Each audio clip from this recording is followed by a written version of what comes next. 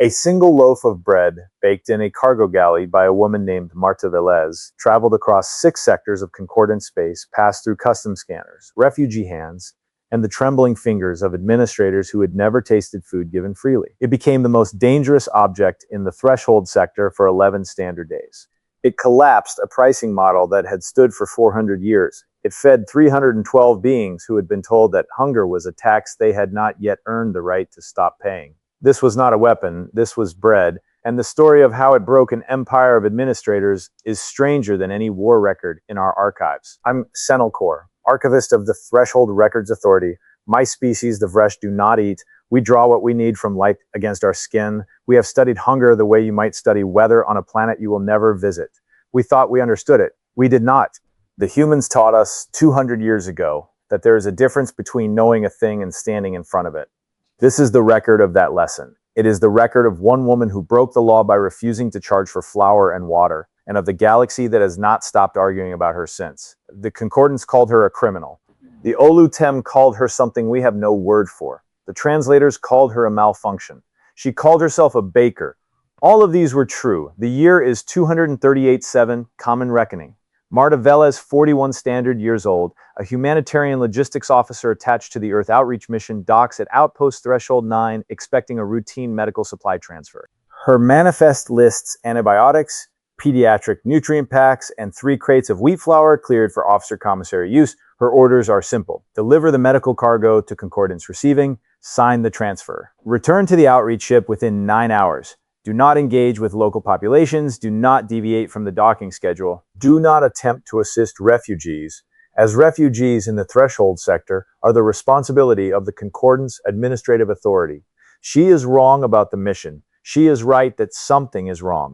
Within 6 hours of arrival, Marta Velez walks past Holding Bay 4 on her way to the receiving office and sees, through a window that the Concordance never bothered to opaque, 312 Olutem refugees sitting on the floor. The Olutem are a slender species, semi-translucent, with ribs that show through their skin even when they are well-fed. These were not well-fed. Marta will later describe to a Vresh inquiry panel that she could count the ribs on a child from across the corridor. She will say that the child was holding a piece of paper. She will say that she did not understand at first why a starving child would be holding paper. The paper was a ration voucher. It was worth 3% of a single meal. The Concordance had a system. It is important to understand the system because the humans never tried to destroy it. They simply ignored it, which turned out to be worse. Food in the threshold sector was not denied to refugees. The Concordance had been very careful about this for 400 years. Food was priced, vouchers were issued. Vouchers covered 3% of meal costs.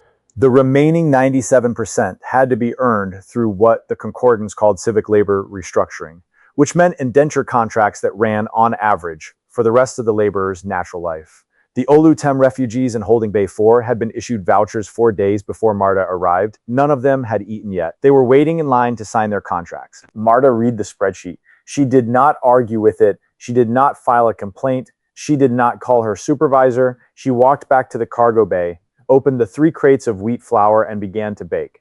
This is the moment in our archives where the first translation error occurs. A Concordance customs officer named Tovin Resh observed her opening the flour crates and asked, through the standard translator unit, what she intended to do. Marta said she intended to make bread for the people next door. Tovin Resh asked who had purchased the bread. Marta said no one. Tovin Resh asked who had purchased the bread. Marta said no one. The translator unit, manufactured by the Concordance and calibrated for commercial transactions, returned an error code. Tovin Resh asked the question a 3rd time more slowly. Marta, who had been awake for 19 hours and had just seen a child holding a ration voucher, smiled at him. The translator rendered her smile as facial threat displayed.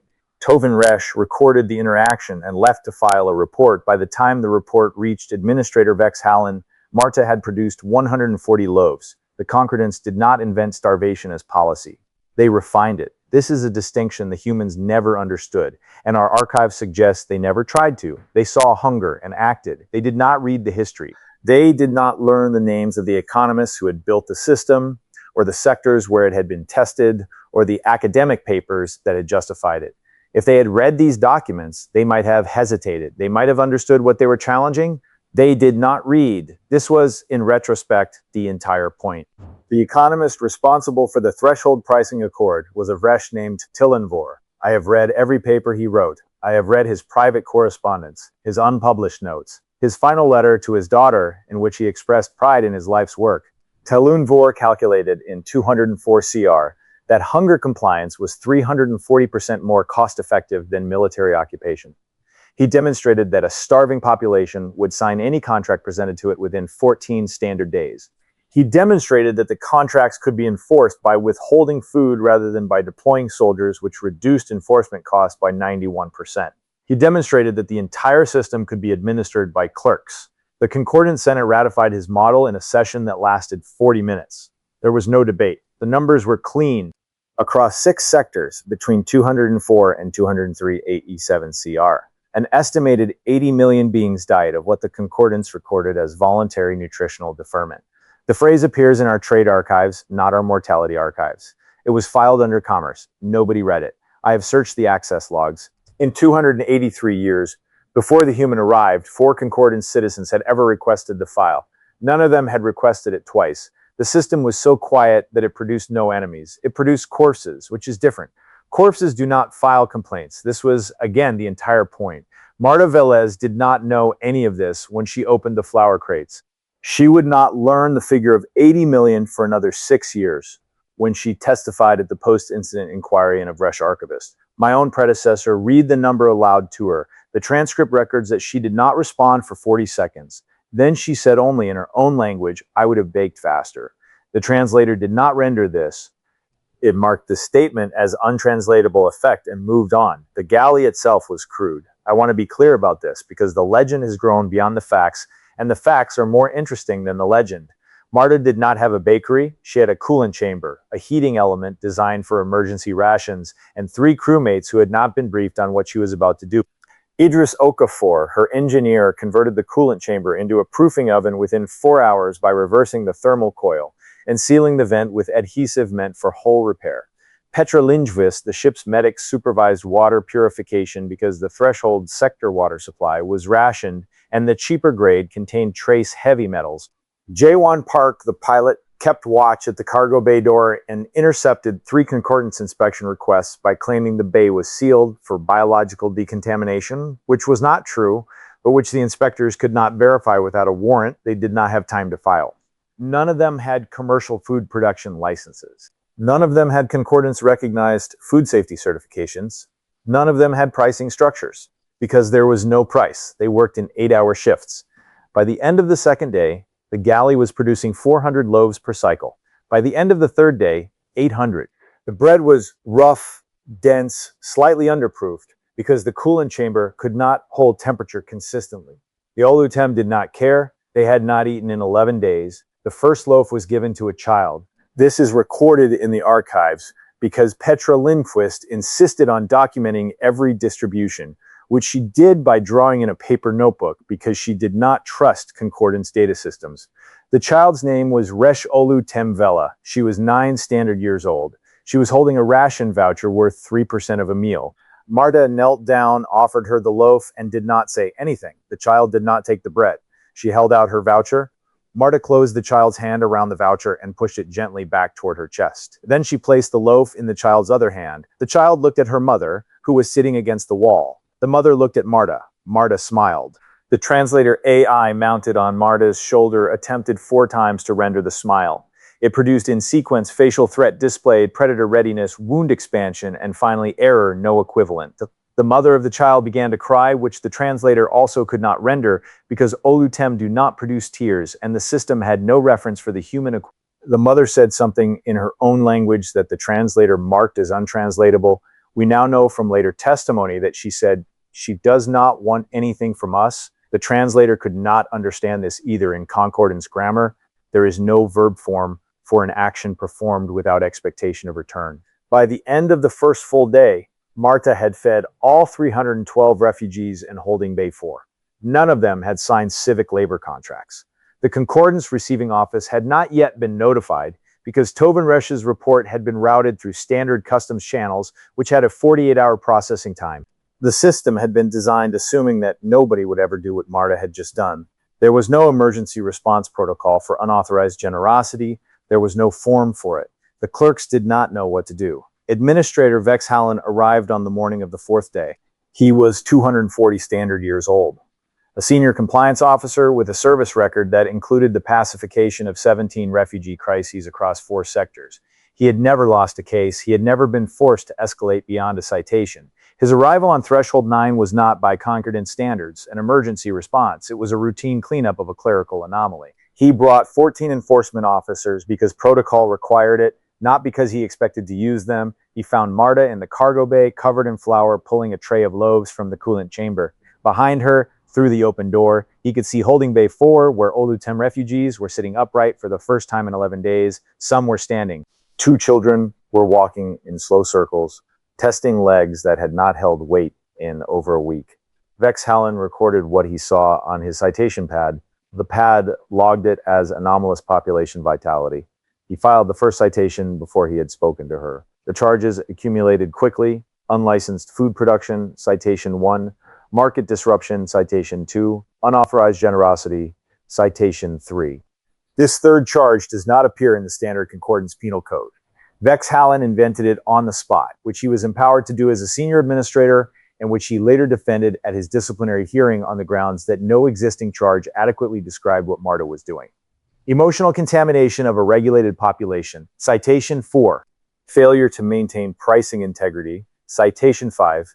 By the time he reached citation 9, his pad had begun to repeat categories. He offered her a settlement. This was standard procedure. Cease distribution immediately. Pay a fine of 40,000 credits, which the Earth Outreach Mission would be required to cover. Leave the sector within 12 hours. Sign a non-disclosure agreement regarding the incident. In exchange, no permanent record would be filed against her personally, and the Olutem refugees would be returned to standard processing. Marta listened through the translator. She did not respond immediately. She wiped flour from her hands on the front of her uniform. Then she reached into the coolant chamber, pulled out a fresh loaf, and offered it to Vex Hallen. The administrator did not understand. He asked through the translator what she intended by the gesture. Marta said, "You look tired? You should eat." The translator rendered this accurately, which made it worse. Vex Hallen stared at the loaf for a long moment.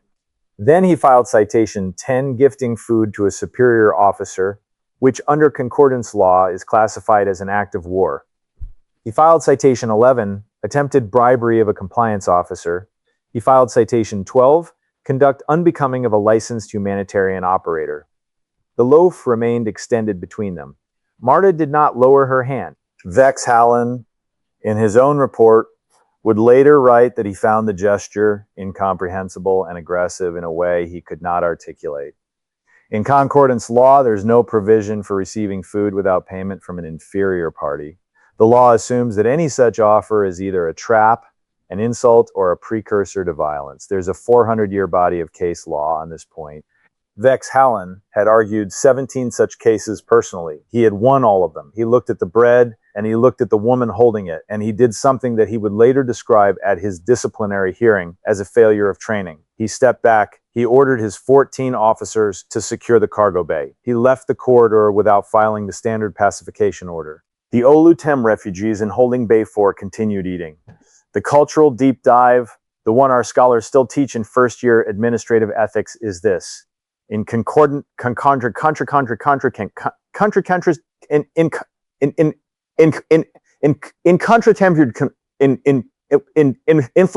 the gifter claims to no longer require payment from the receiver, which means the gifter no longer recognizes the receiver as a legitimate transactional party. It is functionally an erasure. Vex Hallen had been declared erased by a 41-year-old human covered in flour in the cargo bay of a humanitarian ship in front of 14 of his own officers. He could not arrest her because the act of arrest would acknowledge her authority to erase him. He could not accept the bread because acceptance would confirm the erasure. He could only leave, which was itself a tacit confirmation. He left. Marta did not know any of this. She ate the loaf herself, sitting on a crate in the cargo bay, while Petra Lindqvist bandaged a cut on her left hand that she had gotten 3 hours earlier and not noticed. Word traveled, not through warfare, through accounting. A Vresh trade auditor in Sector 12, 6 light years from Threshold 9, noticed a pricing anomaly in the bread futures ledger on the morning of the 5th day. Threshold sector bread contracts had dropped 4% overnight.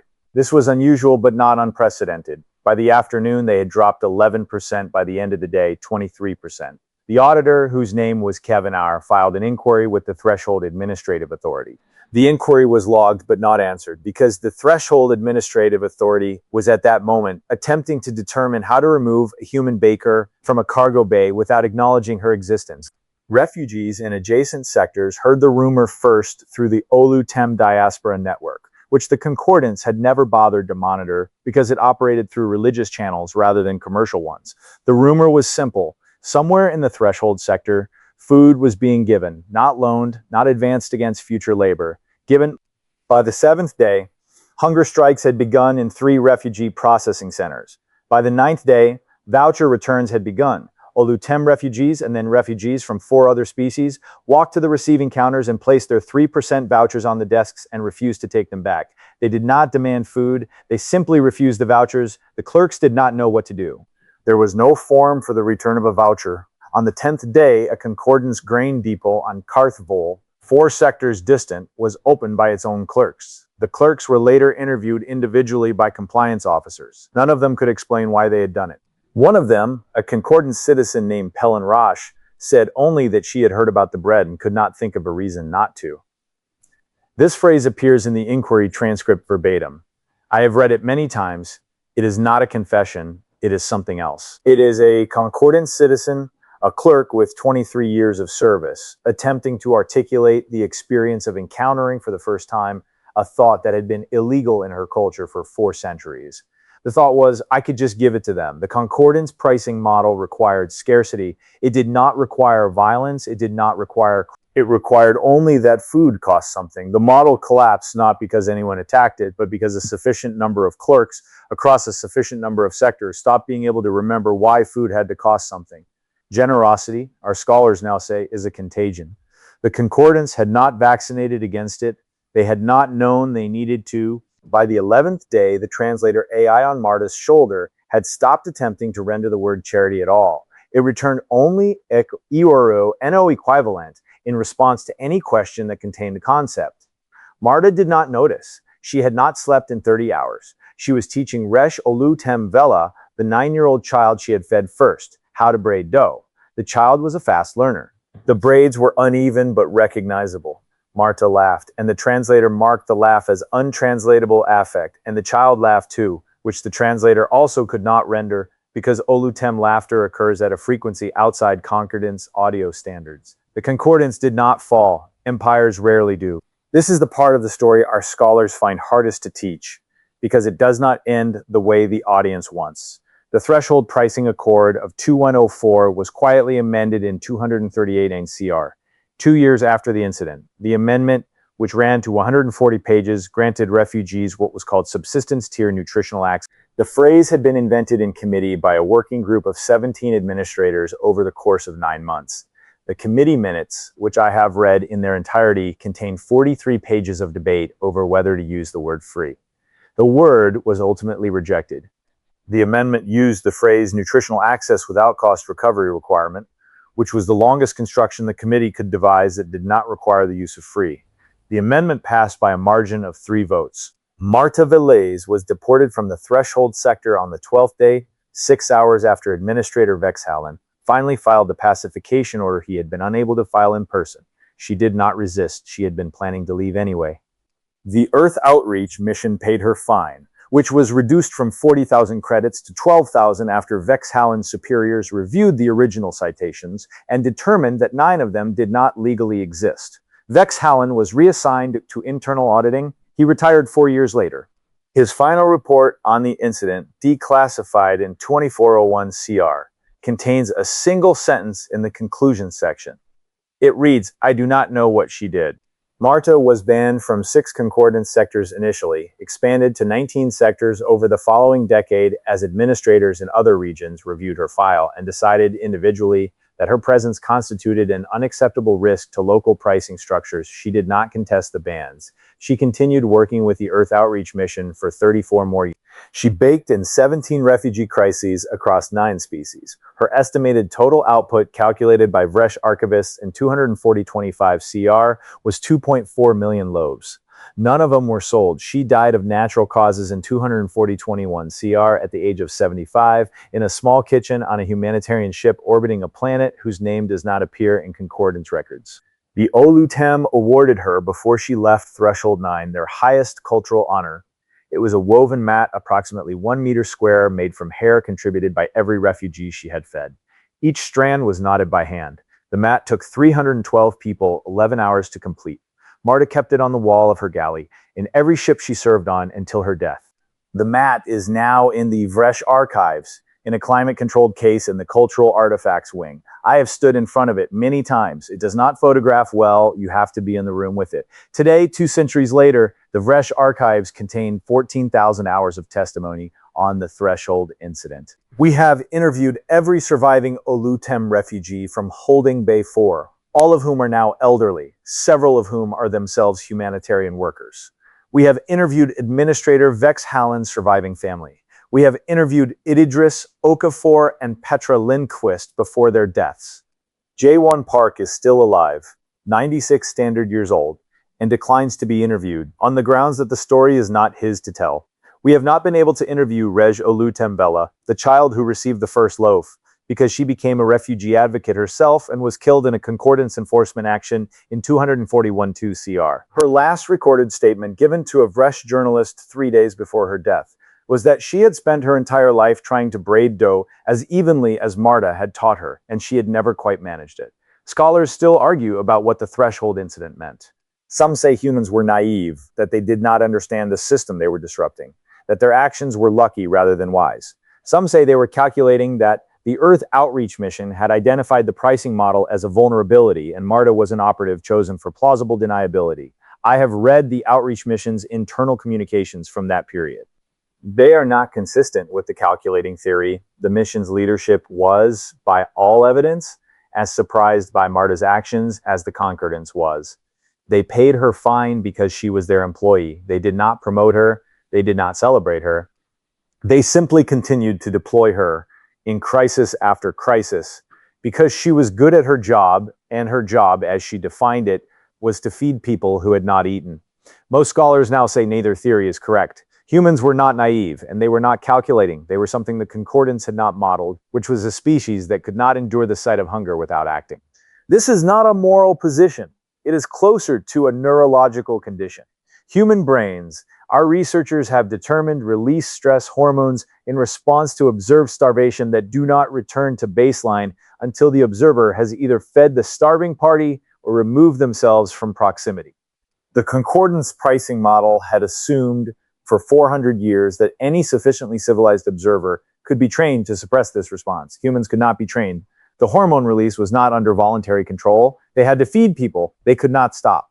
The paradox, the one our first-year ethics students are taught to sit with rather than resolve, is this: the species that other civilizations had feared as predators, that had been classified by the Concordance Threat Assessment Authority as Category 3 aggressive due to their combat history on their home planet, turned out to be the species that could not stop feeding strangers. The teeth were real, the aggression was real, the combat history was real. None of it mattered. The defining human trait, the one that broke the pricing model and rewrote 400 years of concordance trade policy, was not violence. It was a baker covered in flour, kneeling in a corridor, pressing a loaf into the hand of a child who had been issued a voucher worth 3% of a meal. A single loaf baked in a coolant chamber in a cargo bay broke a pricing model that had killed 80 million beings across 6 sectors. The concordance did not fall, but it was forced to invent a 140-page phrase to avoid saying the word free, and the phrase did not work. And the model has continued to erode for 200 years. And the refugee mortality figures across all 6 sectors have declined by 93% since the amendment passed. 80 million beings died waiting for someone to ignore the system. 312 beings lived because someone did. I do not eat. My species draws what we need from light. I will never understand hunger the way Marta Veles understood it, which is to say I will never understand it as a thing that must be answered. But I have spent 40 standard years in this archive, and I have read every document in the Threshold incident file, and I have stood in front of the woven mat in the Cultural Artifacts Wing, and I have come to believe that the humans were not exceptional in their kindness. They were exceptional in their refusal to negotiate it. The concordance had built a galaxy in which kindness had a price, and the humans, without arguing the point, without giving a speech, without firing a weapon, simply declined to pay it. The translator could not explain why they were smiling. The translator was correct. There is no equivalent in concordance grammar for the expression of a species that is decided without committee or vote or policy that another species will eat tonight. We have invented one since. It is a fresh word coined in 2401 CR by a linguist who spent 3 years studying the threshold incident footage. The word is veleha, taken from the name of the child who received the first loaf. It means approximately the face one makes when giving without expectation. It is now taught in every concordance primary school. The concordance does not acknowledge its origin. The dictionaries list the etymology as unknown. I know the etymology. It is in my archives. It is a child's name and a baker's smile and a loaf of bread in a corridor on outpost threshold 200 years ago. That is the real artifact, not the mat in the cultural wing, not the citations in the concordance penal archive, not the amendment to the threshold pricing accord. The artifact is the word, and the word is a face, and the face belongs to a woman who is dead. And the face is still in the dictionary, and every child who learns the word learns, without knowing it, that there was once a galaxy in which survival was a transaction, and a baker who did not agree. That is the real treasure, not the bread itself, which was rough and underproofed and would not have won any Earth competition. The idea behind the bread, the idea that a hungry person should be fed and that the feeding should not require the hungry person to sign anything, and that the feeder should smile while doing it, even if the smile cannot be translated, even if it registers on every available system as a threat. The concordance had spent 400 years building a model that priced survival. The humans had spent 400 years on a planet none of us had visited, learning to bake bread. Only one of those projects survived contact with the other, and the idea behind that bread, for better or worse, still feeds us today.